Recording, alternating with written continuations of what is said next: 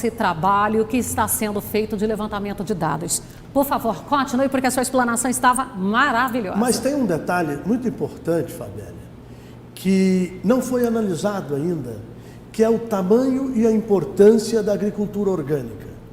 Por quê? Porque os ambientalistas acreditam que esta é a única agricultura viável. O que é que nós temos? Nós temos uma agricultura que tem que alimentar 230 milhões de pessoas. E a agricultura orgânica, ela tem um preço excessivamente alto. E ela consegue, hoje no Brasil, alimentar 0,5% apenas da classe A. Ou seja, pobre ficaria sem comer mesmo. Não, ninguém consegue viver com agricultura orgânica. Ela é insustentável para alimentar o mundo. Deixa eu só colocar um detalhe aqui. Na semana passada, nós estávamos no Encontro de Empreendedores do Leite em Goiânia, onde o doutor Drauzio Varela estava presente. E ele falou tão bem que é em cima daquela versão que vem para argumentar a agricultura orgânica, que até agora não tem nenhum dado científico que ela faça bem para o ser humano. Na verdade, eu procuro uma outra saída. Não é que ela faça bem, mas a nossa faz mal, que é a agricultura convencional. Nós temos hoje aproximadamente 6 bilhões de pessoas no mundo afora. Isso está aumentando. E lógico que se alimentam só de alimento de agricultura convencional. Há um dado importante, e nisso eu me incluo. Nós, obesos, estamos aumentando ano a ano. E não é pela má qualidade do produto da agricultura convencional, mas pelo excesso de produtos de qualidade que você tem acesso e acaba se alimentando de forma errada. E essa qualidade a que se refere não é da produção do produto in natura. Não, efetivamente que não.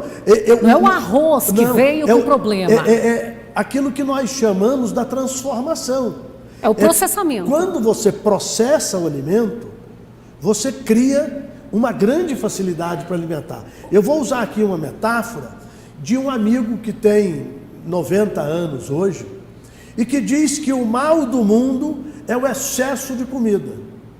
E ele lembra que antigamente, se você desse para uma pessoa uma galinha de presente, era conquistar uma amizade para sempre. Se você desse uma leitoa, era compadre para a vida inteira. E se você desse uma vaca, era então um irmão. E hoje, você tem acesso a tudo isso a menos de R$10 o quilo nas prateleiras. É fácil comprar. E é fácil comprar porque o Brasil produz. Produz com tecnologia e com qualidade. Além do que, nós temos que lembrar que não há prova de que nós estamos fazendo na agricultura ou na pecuária convencional algo contra a saúde. E eu não sei, eu devo estar até falando exageradamente, mas se nós lembrarmos que as pesquisas que acontecem hoje com relação ao glifosato nos Estados Unidos não chegaram a nenhuma conclusão de que o glifosato efetivamente é gerador de problema de saúde.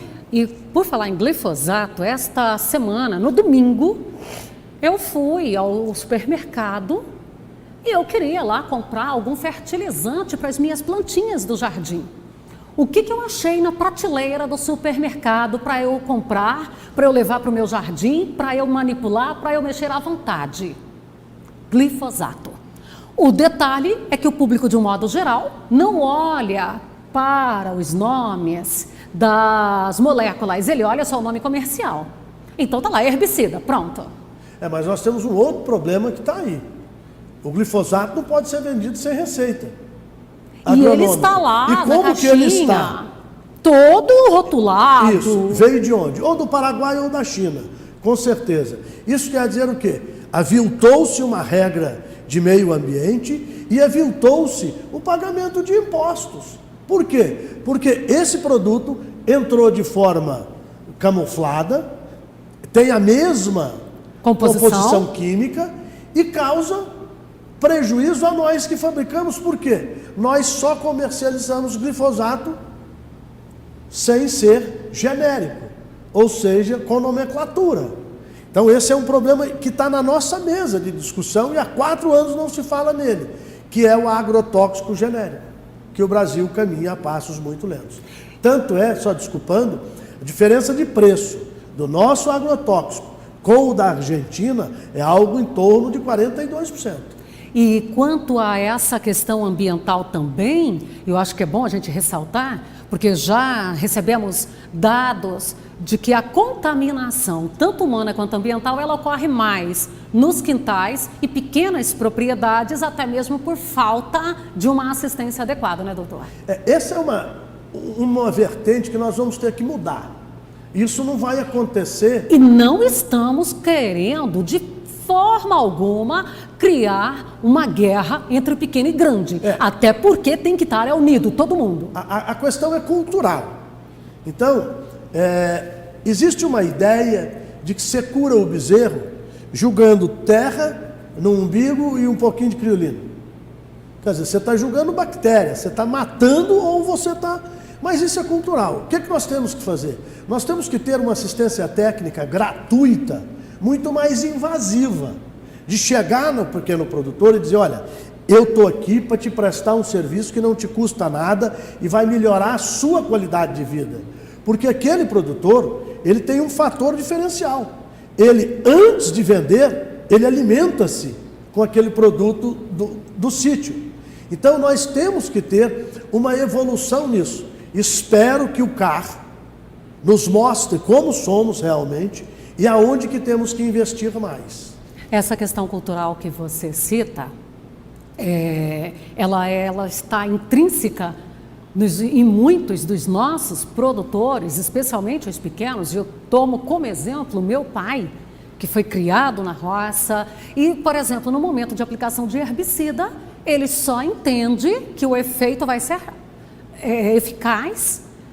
Ele ainda fala, se der o banho na planta. Ele disse que um dia chamou uma pessoa para aplicar um herbicida na chácara.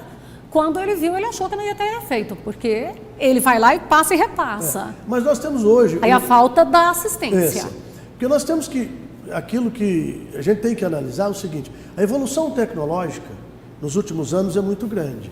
Então, o próprio nível de tamanho das gotas que são lançadas sobre as plantas, antigamente você tinha uma gota que às vezes ela chegava a 50 milímetros, meio centímetro. E hoje a gente tem gotas, às vezes, que são vistas apenas como fumaça a olho nu. E o efeito, qual que é? Você usa muito menos agrotóxico que e com o efeito necessário. E nós precisamos disso lembrar um fato que a evolução tecnológica é importante. Quando surgiu um dos primeiros que eu ouvi dizer, que era o Furadã, você imunizava o arroz, plantava, saía a planta, se o gado comesse, os pássaros morriam. Nós já desenvolvemos de uma forma que isso não existe mais. Então, o que precisamos? Precisamos de informação e de tecnificação do meio rural. Para isso, assistência técnica efetiva. E só o governo pode fazer isso. E dentro do CAR, com essas informações, porque aí a gente tem um produtor lá com medo da exposição da sua propriedade. Recentemente nós tivemos lá a ministra do Meio Ambiente que teria aberto os dados do CAR e, afinal de contas, isto é seguro para o produtor? Tem alguma maneira para ele se assegurar quanto a essa informação? Olha, Fabiana, eu penso muito diferente. A questão de se seguro ou não é relativo. Com esse universo de satélites que tem, que você está aqui hoje e vê a sua propriedade no Pará com clara evidência, isso é só menos importante, porque o dado está registrado e dito por você, e o outro está bisbilhotado por terceiro. Então é muito mais importante que você diga, olha, a minha propriedade está assim, assim, assim, porque você vai permitir que estudos oficiais lhe possam chegar com uma melhoria. Enquanto que não, se for só para o meio de fiscalização, poder-se-á fiscalizar sua propriedade sem lá ir. Porque o produtor rural também, ele é um pouco desinformado quanto à fiscalização. Tudo ele acha que ele vai estar... mas você não é um criminoso. Que ele vai estar sendo punido. É isso. Você não é um criminoso. O que nós podemos ter é que modificar alguma coisa. Daí a te conceber como um fora da lei é muito longe. E o produtor, ele deve estar aberto sempre, porque a gente sempre bate na tecla da abertura para o novo, para que ele esteja cumprindo e buscando se adequar. Hoje, como você passou esses dados, de 80% dos produtores ali das propriedades já cadastradas. Nós temos tempo hábil para que esse produtor faça o cadastro dele nesse Nós restante temos de 20%? 2 meses e meio para terminar. Nós temos até 31 de dezembro. O CAR, você faz ele dentro de 2, 3 dias. Certo? Vamos ser muito práticos. A cooperativa, o sindicato rural, tudo oferece esse serviço e a preços módicos. Então, por que não estar presente no mundo negocial? Dia 1º de janeiro de 2018, quem não tiver CAR não tem acesso a dinheiro da agricultura ou da pecuária. O que quer dizer? O CAR abrange também o poceiro. Então, você tem o PRONAF, você tem uma série de coisas que pega aquelas pessoas que foram agraciadas com glebas de terra da reforma agrária e que ainda não estão escrituradas. Então, são titularizados, entre aspas, de poceiro. Se ele não fizer o CAR, ele não terá acesso a crédito rural. Então, além de nós estarmos criando um mapa mais atual, nós estamos dando condição do direcionamento do crédito rural para onde efetivamente ele precisa ir.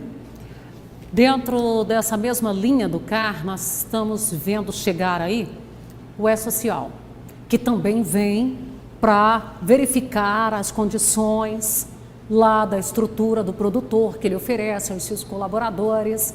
E o produtor tem muito medo, porque de um modo geral o Ministério do Trabalho, vamos ser bem realistas, ele chega... Pois é, mas eu fico pensando o seguinte, vamos comparar o E-Social urbano com o que está se instalando rural. Este é um instrumento de prova de que você paga a Previdência, não é? Então quer dizer, com ele também então, eu tenho... Então por que eu vou pagar aqui a Previdência e tenho que pagar o Fundo Rural também? Então nós, produtores rurais, temos que nos acertar de que temos condições de tributariamente melhorar a nossa vida. Mas para isso nós temos que estar com o jogo aberto. E acho então que isso será uma fonte de informação muito forte para a gente terminar essa discussão do Fundo Rural.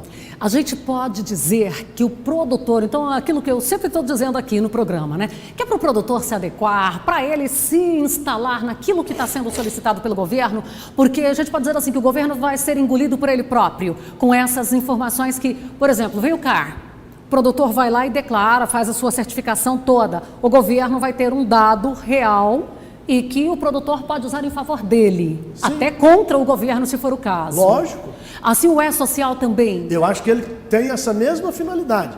Porque nós temos que imaginar que não há como ter produtor rural que tem funcionário e não ter regras.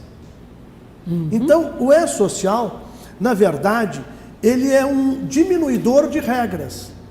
Eu posso ter 2, 3, e coloco todo mundo lá no E-Social e vamos caminhando, pagando as minhas obrigações. E mais desburocratizado.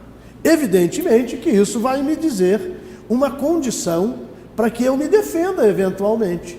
Olha, você está dizendo que eu tenho que pagar isso, mas eu já pago aqui.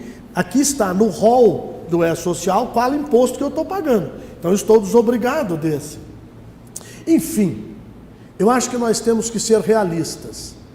Eu tenho algumas obrigações a cumprir para que eu possa acessar direitos.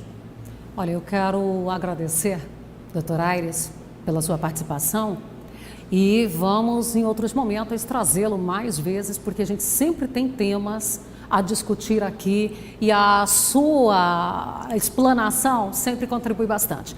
12h27, nós estamos encerrando por aqui, é isso mesmo? Nosso tempo já está esgotado? Temos 2 minutos ainda, então tá bom. Vamos, lembrando que eu ainda quero tratar do E-Social com você, mais detalhes, assim, os produtores podem estar enviando suas dúvidas. Ele está previsto para 2018, não é isso, doutor? Está previsto, mas não tem nada fechado ainda. Isso precisa de legislação ordinária bem forte. Mas a ideia é que lá pelo meio do ano de 2018. Eu não sei se esse governo capenga terá condições de fazer uma alteração dessa. Porque isso depende, é um dependendo do outro, de uma reforma também da Previdência. Então, é bom uma dizer, coisa atrelada à outra. É bom dizer o seguinte, a nossa economia começou a caminhar, mas ela tem um limite. Se nós não fizermos as reformas, ela vai parar rapidamente. Então, nós temos que ver 18 como é que vai ser.